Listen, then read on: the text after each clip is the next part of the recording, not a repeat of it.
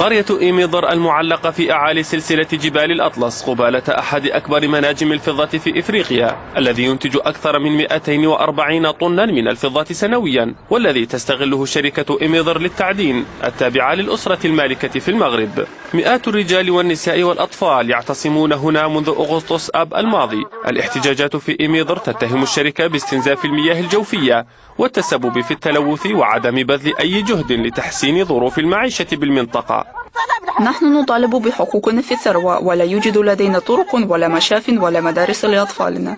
المعتصمون يطالبون بتخصيص 75% من فرص العمل في المنجم لسكان المنطقة، وليس من الصعب معرفة أسباب شكواهم، ففي القرى القريبة من المنجم تصل نسبة الفقر إلى 19%، بينما المتوسط على مستوى البلاد 9%، ويعيش البعض على $1.50 فقط يوميا، وهو عشر الحد الأدنى للدخل في المنجم. حنا تنعيشوا في أرضنا محقورين، وجا الوقت باش نقولوا راه خاصنا تعطينا واحد الأولوية في هذه البلاد.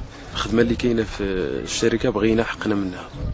القرويون يعانون أيضا من ندرة المياه وتلوثها بسبب الاستخدام المكثف للماء لمعالجة المعادن، لأن تخزين هذه المياه بعد استخدامها لا يخضع لمعايير السلامة والأمان، حيث تنفي الشركة جميع هذه الادعاءات. كانت هناك دراسة حول الموضوع أظهرت أنه لا علاقة بين عملية الحفر ونظام الري بالمنطقة، وإذا ثبت العكس فإننا سنتخذ حلولا مناسبة لتفادي أي ضرر.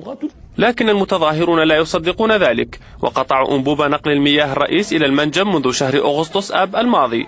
عدة جولات من المفاوضات جرت منذ ذلك الحين دون أن تكلل بالنجاح، لكن السكان قرروا الاستمرار في اعتصاماتهم حتى تتحقق مطالبهم.